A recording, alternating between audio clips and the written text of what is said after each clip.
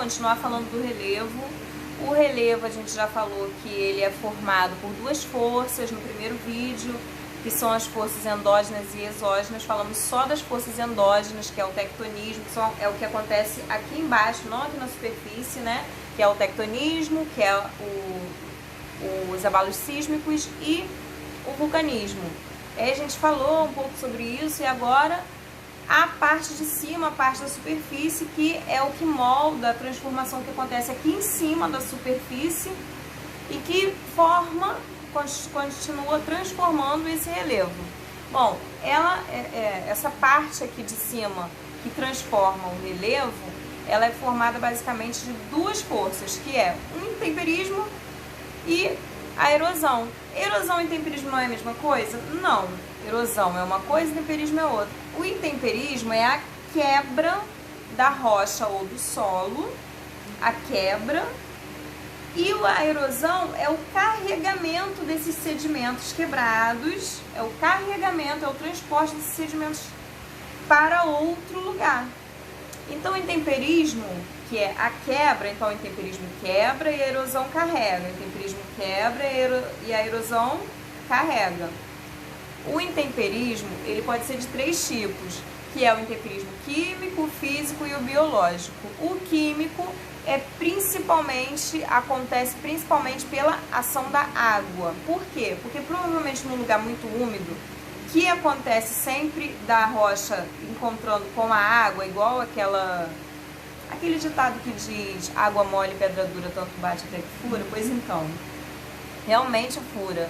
A água, junto com a rocha, acontece uma reação química ali. E aí a rocha se parte. Então, principalmente nos lugares mais úmidos, isso acontece com frequência, né? Não que ela vai se partir, não é imediatamente, demora um tempo, mas aí aquela rocha ela vai se fragmentar. E no intemperismo já químico, esse é o intemperismo químico. No intemperismo já físico, já acontece mais a ação da temperatura. Isso acontece muito, por exemplo, em lugar seco, que recebe muito calor. Aquela rocha ou aquele solo que recebe muito calor, o que vai acontecer com aquele material daquela rocha? Ela vai expandir e depois ela vai diminuir de tamanho. Ela vai expandir com calor, né? E quando não tiver calor, ela vai dar diminuída. De tanto ela expandir, diminuir, o que vai acontecer? Vai acontecer que ela vai se fragmentar. E, finalmente, o intemperismo biológico, que nada mais é do que a vegetação na rocha, que a gente conhece, por exemplo, o musgo. Quando a gente vai na cachoeira e aquela rocha está cheia daquele musgo, líquen, não sei, que a gente até pode escorregar, pois então, é a vegetação nascendo na rocha. E ela também fragmenta a rocha. Vocês já viram aquela imagem de uma árvore nascendo no meio e partindo a rocha? Pois então, é o intemperismo biológico. Bom, então o intemperismo, ok. Já vimos que o intemperismo serve para quebrar, fragmentar a rocha, que eles são desses três tipos. E a erosão? A erosão agora ela vai transportar. A rocha se fragmentou, a erosão vai carregar. A erosão ela pode ser de 6 tipos. A erosão pluvial, a erosão fluvial, a erosão eólica, a erosão marítima, a erosão nival ou glacial e, finalmente, a erosão antrópica. A pluvial, ela acontece pela ação da chuva. Sim, a chuva vem, pega aqueles sedimentos que estão fragmentados e faz o carregamento, o transporte daqueles sedimentos. E aí, como que isso acontece, mais ou menos? Gente, já viram aquele solo que ele está meio aberto? Porque houve um deslizamento de terra. E aí aquilo pode ser também em várias escalas, né? Pode ser primeiro sulco, que é... O sulco, ele dá faz uma leve abertura no solo. Mas tem também as ravinas, que é um pouco maior, que carregou mais sedimento daquele solo, daquela rocha. E também as enormes bossorocas. As bossorocas, vocês já viram aquele morro com aquela abertura enorme, gigante, que você fala, nossa, o que aconteceu aqui? A chuva veio e carregou, fez primeiro o chão, o solo se partiu e depois a chuva carregou. Então a gente tem o outro intemperismo, que é o fluvial. Não confundir pluvial com fluvial. Pluvial é da chuva e fluvial é do rio. A erosão fluvial, o que ela vai fazer? Ela vai, escavar no leito do rio e escavar aquele sedimento que foi fragmentado, vai fazer aquela escavação e muitas vezes, sabe o que acontece? Se formam aqueles canyons, aqueles canyons enormes, assim, vão acontecendo, porque com a erosão, o próprio rio, a força da água do rio, ela vai escavando e vai retirando aquele material, vai transportando aquele material, formando aqueles canyons. Também temos a erosão eólica, que nada mais é do que a ação do vento. Normalmente nesses lugares mais desérticos, áridos, semiáridos, vocês já viram aqueles formatos de rocha, que é até bonito, né? Parece até que foi esculpido, realmente foi esculpido, mas pelo vento, pela ação do vento, durante muito tempo, aí fazem aquelas formas bonitas, né? Que de tanto vento vai levando aqueles mínimos sedimentos, aqueles sedimentos bem fininhos, igual as dunas. As dunas é um outro exemplo de erosão eólica, que é o transporte daqueles sedimentos fininhos. Já viram que as dunas, às vezes, elas parece que elas se movimentam, né? Inclusive tem dunas fixas e dunas móveis. Esse transporte de sedimentos é a ação eólica, a ação do vento carregando aqueles sedimentos. Também tem a erosão marítima. A erosão marítima, gente, pensa que o mar, imagina, olha as ondas. O mar, tanto ele leva os sedimentos, ou seja, leva e aí vai formando, por exemplo, a praia, vai formando o litoral, né? Ele leva, mas ele também, quando ele bate, ele também puxa alguma coisa. E muitas vezes ele forma aquelas falésias bem altas assim, ele forma paredões ou na rocha ou no solo, e ele vai escavando ali. Cada vez que bate a onda, retira um pouco daquele sedimento, bate e retira, e vai formando aquelas falésias. Não sei se vocês lembram, mas há pouco tempo atrás uma família, um pedaço daquela falésia desabou em cima de uma família. Ou seja, é a ação do mar puxando aqueles sedimentos e transportando. Então é um tipo de erosão também que vai modelando o relevo brasileiro. Além da marítima, então a gente já falou da pluvial, da fluvial, da eólica, da marítima, tem a glacial ou nival. Aqui no Brasil tem neve? Não, no momento não.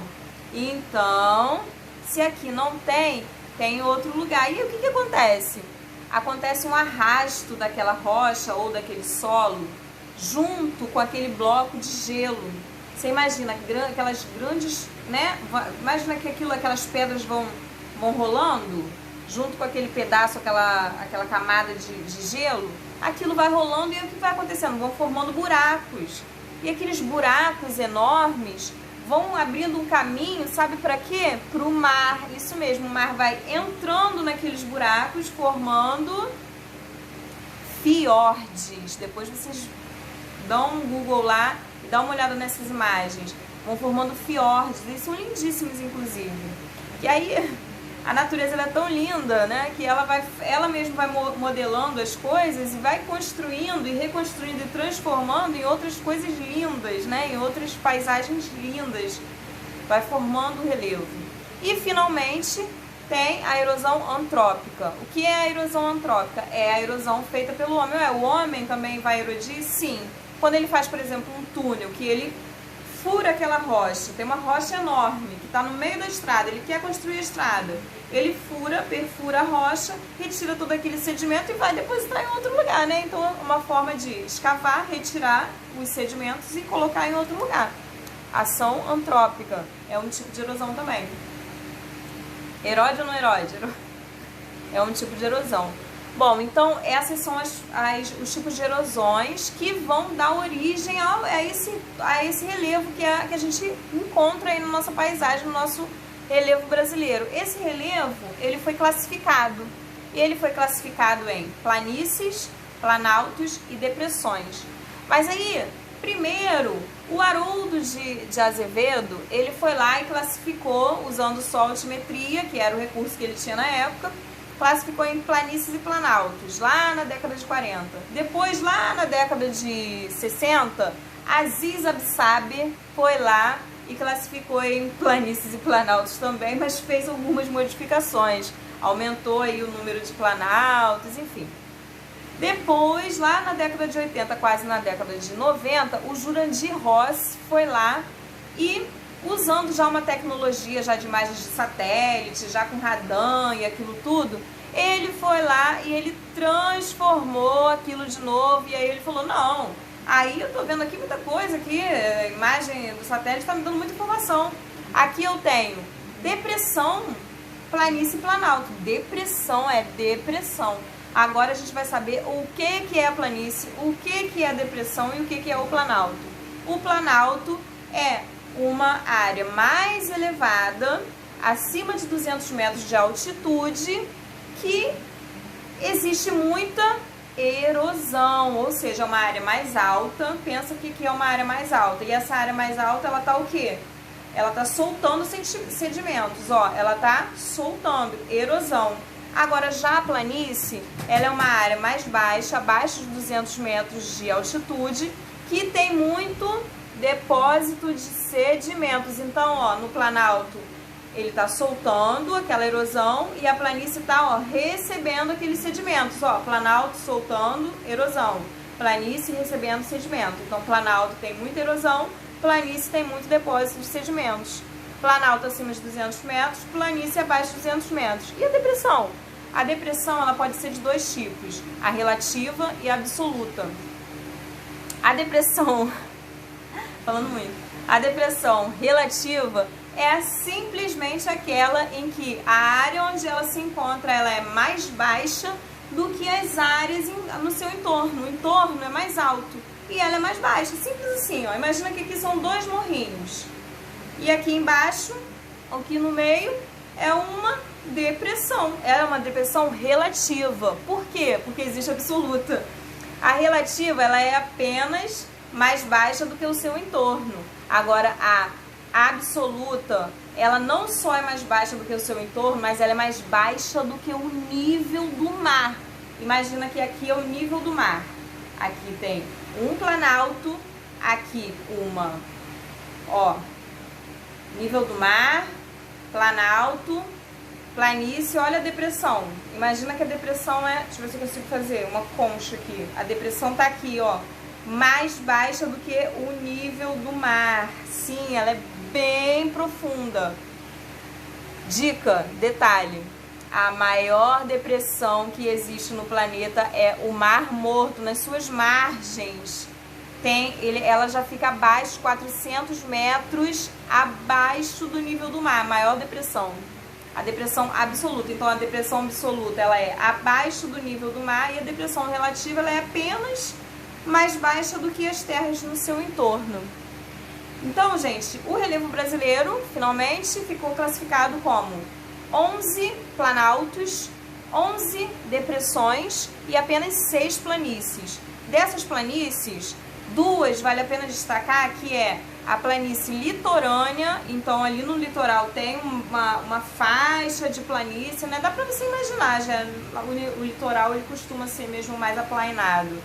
Então, o litoral tem uma faixa de planície, que é a planície litorânea, que vale a pena a gente lembrar que é uma planície importante aqui no litoral brasileiro. E também outra planície importante, ela fica lá no Rio Amazonas. Então, no entorno ali do Rio Amazonas, aquela hidrografia ali toda do Rio Amazonas, existe uma grande planície também. Então é isso, essa é a formação e como foi constituída e como é o relevo brasileiro. Por dentro, no vídeo anterior, os agentes endógenos, e por fora os agentes exógenos. Assim ficou feita toda a classificação. E é isso aí é o nosso relevo brasileiro.